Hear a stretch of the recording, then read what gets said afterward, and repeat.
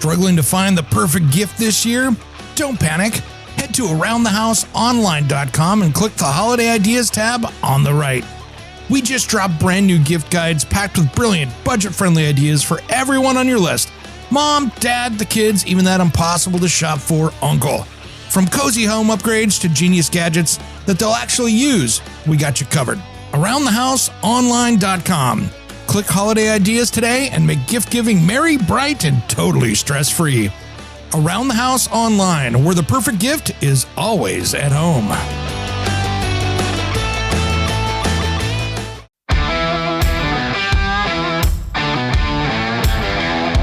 Welcome to Around the House with Eric G., your go-to source for everything home improvement.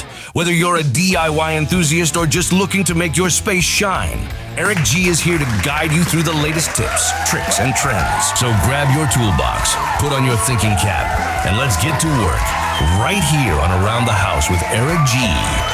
Welcome to the Around the House show. I'm Eric G. This is your source for everyday home improvement advice, stuff that you can really use day in and day out. Happy midweek update.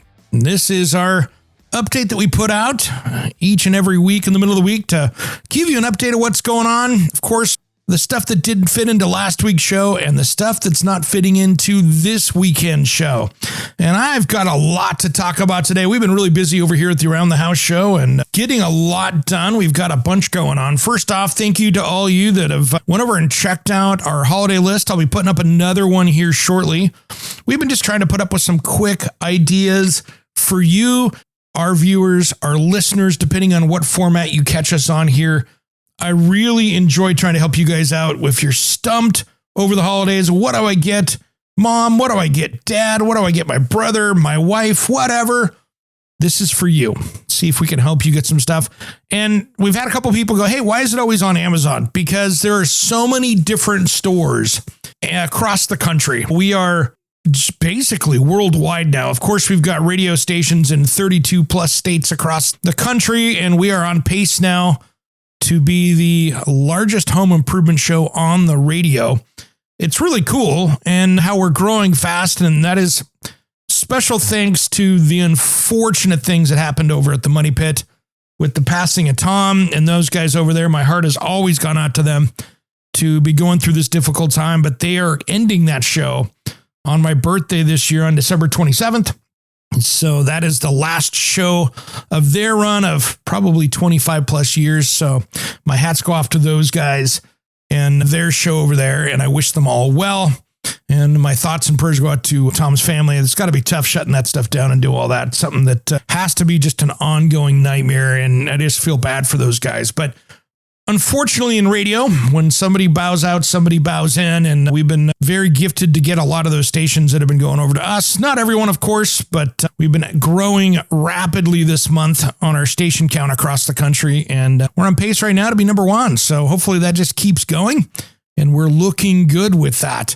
Yeah, there's a lot going on right now as far as the show, which is really exciting. And so we've got a lot of great stuff happening out there.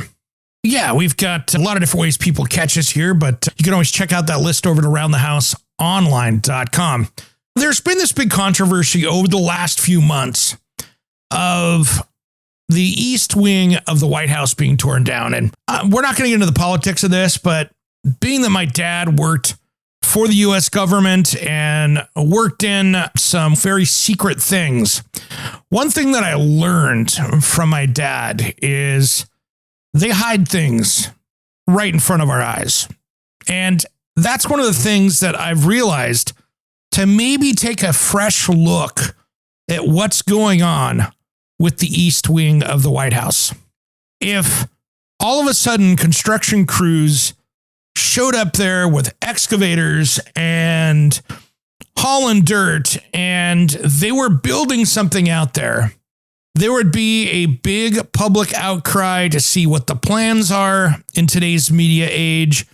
There would be Freedom of Information Act stuff that they would have to, and anything secret at that location would be out there so quickly because of all that. So let's think about this from a realistic thing. I get that people are upset, but keep in mind that East Wing was a 1900s and 1940s, 50s kind of thing. It was not part of the original historic White House. And if you noticed one thing, when they're tearing down that, if you look at the pictures, that is not a normal building that was built.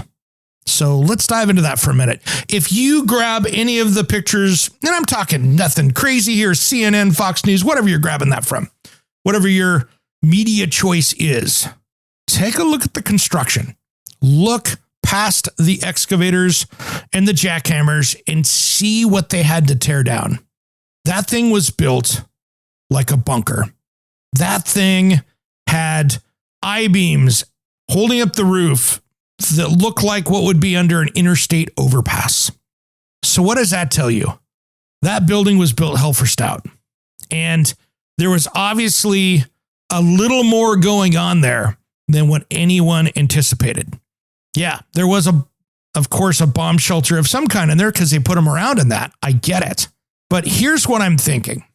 If we were going to hide something pretty secret, maybe it's a new bomb shelter, maybe it's a new larger underground system in there. What's the way to do it?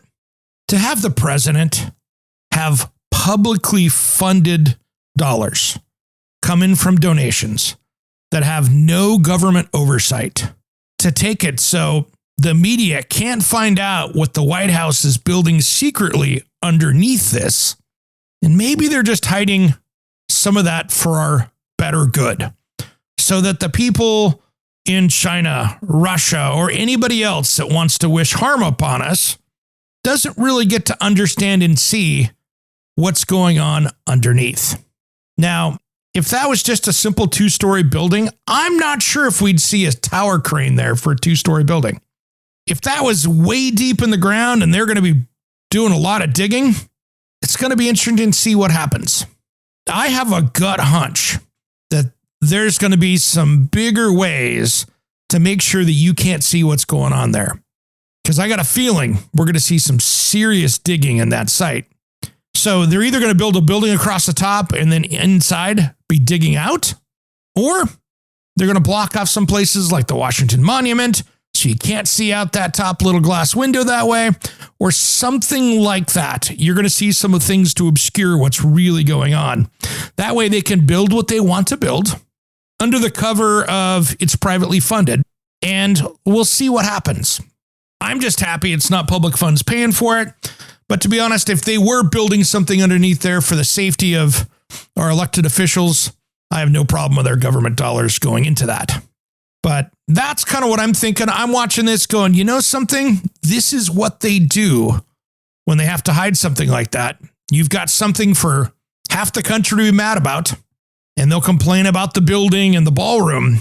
But really, underneath, there's probably a whole lot more going on. And we probably have no idea and won't have an idea until after that thing gets torn down in another few hundred years and replaced with something else. So that's my take on that, guys. I think that's going to be an interesting one. We're not getting into conspiracy theories here, but this is how the U.S. government tends to hide things. And I would not be shocked to see there's a little more going on in that construction than we'll ever know. If you don't live in the Pacific Northwest, like we do up here, I tell you what, we have been getting hammered with rain, flooding. My friends to the north, where I used to live in Seattle, north and south of that, they've been getting crushed. Our turn is this week. We got it hard, but not like they did.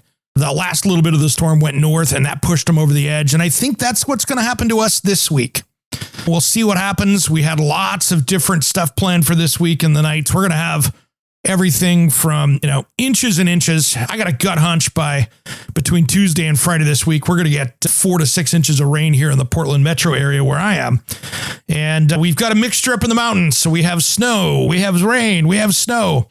Whenever we get a couple feet of snow and we get rain on top of that's in the 50 degrees, I was driving around today and it was 61 degrees in my truck here mid-morning. Pretty crazy here on Tuesdays when I'm doing my stuff. But really, it's going to be a little crazy out there. So if all of you that are in my area, be a little careful here. I think over the next couple of days, we're going to have flooding, power outages, that stuff with winds and stuff. So our soil is so soaked right now that it's not going to take much to blow trees over, I think we could be working into another one of those major flooding events. If everything goes wrong, which it usually does when you say it that way, but it's one of those things that if that storm comes a little bit north, which I have a gut hunch it might, we could have a serious issue here like what we see in Washington going on. We could be next. So you guys be careful out there. We've got some of the most interesting weather in the country here with just 50s in the mountains where it should be 3 or 4 feet of snow and there's nothing. It's going to be interesting to see if we even get winter or do we get crushed later on this year. But to me, going to bed at night and almost having to turn the AC on because it's in the almost 70 degrees outside and it's over 70 in the house. Strange for December here where usually we're out there scraping ice. So it's going to be a little bit interesting there. So guys, be careful out there. It's the holiday season. Plan ahead. When you're traveling here over the holidays, just take your time, bring your stuff with you. So you've got a emergency kit in your car, those kind of things. Have some extra food, have some water, have some blankets. Just be prepared for the conditions out there and make sure that you're driving a car that's going to be good for the weather you're driving in. And that's going to be key right there. We're going to have a great show coming up this weekend. Another brand new show. The following weekend on the 27th, that's my birthday. I'm taking that day off. We're going to be doing a best of show for you guys. For all the new people out there listening, we've got a whole bunch of new listeners out there. So what we're going to do is we're going to run a best of 2025 for the last episode of the year to highlight some of the stuff that maybe you haven't heard. And traditionally, that's our lowest weekend of people tuning in. So we'll save it for the next one for a brand new one because we're going to be starting out with dozens, maybe over 100 stations. Who knows, catching us on the radio on the first weekend of January. So we want to make sure and start out with something super fresh and have a great 2026 moving forward. We got some great stuff happening this year and I can't wait to share it with you. It's going to be a lot of fun. All right, everybody, I'm going to get going here so we can get this show out the door to you, our friends. Happy holidays. Merry Christmas to all you guys. Great show coming up this weekend. Enjoy this time with family. Maybe be intentional this time of year with your family. Enjoy it. Be present. That is my goal for this year, to really focus on that. All right, guys, have a great rest of the week. We'll see you this weekend on the show. Thanks for tuning into Around the House. If you need to get a hold of me, reach out at aroundthehouseonline.com. Merry Christmas. Happy holidays to everybody. We'll see you this weekend. Make sure to follow us on social media. Just head to aroundthehouseonline.com for all the links.